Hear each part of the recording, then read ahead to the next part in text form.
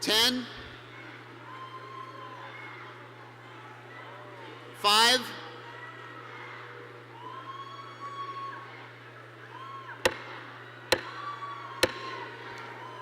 'The recess having expired, the convention will be in order for the Saturday meeting. Would all the delegates please take their seats? Would the demonstrators in the aisles please clear the aisles?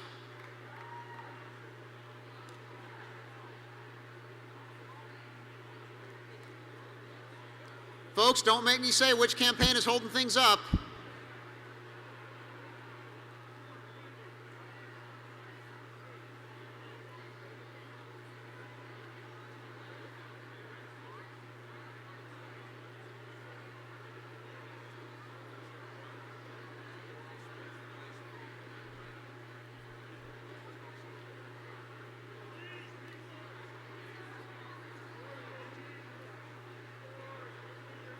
All right, will the delegates please take their seats? Will the people in the aisles please clear the aisles? Either take a seat or move off the floor.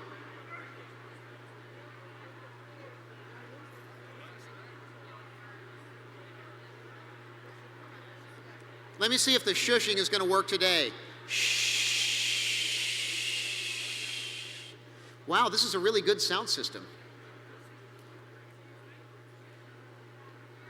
For our first item today, it is my privilege to introduce greetings from the Speaker of the House of Representatives of the United States, Nancy Pelosi.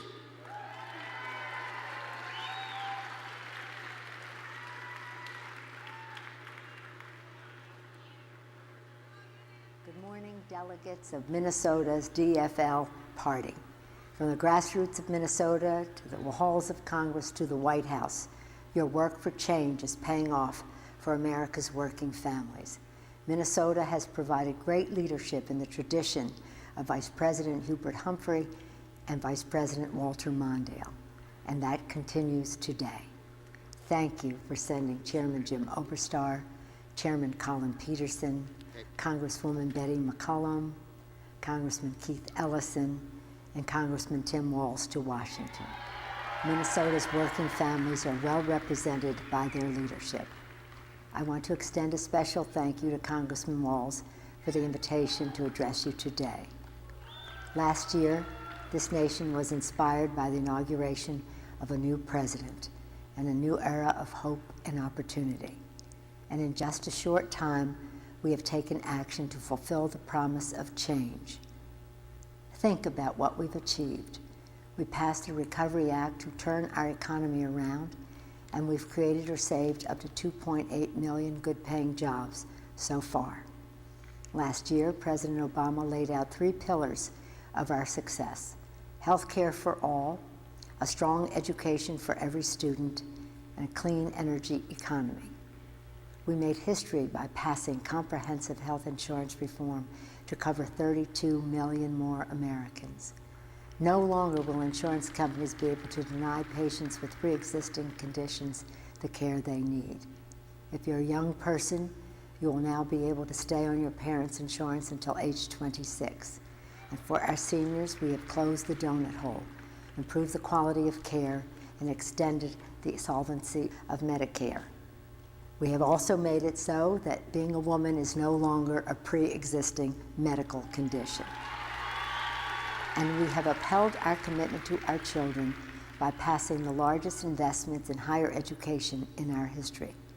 We made unprecedented investments in clean energy, making the down payment on good jobs for the 21st century. When it comes to reining in insurance companies, reining in Wall Street, and reining in oil companies, the differences between Democrats and Republicans couldn't be more stark.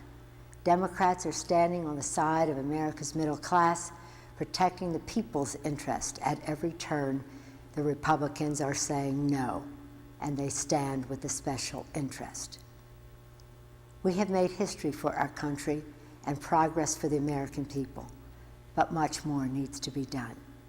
The President has said that we will measure our success by the progress made by America's working families.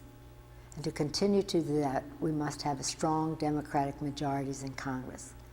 The DFL knows how to get voters to the polls this November and to return and increase our Democratic delegation from Minnesota. We need you to remember that what is at stake this year is not simply the next election, but the next generation.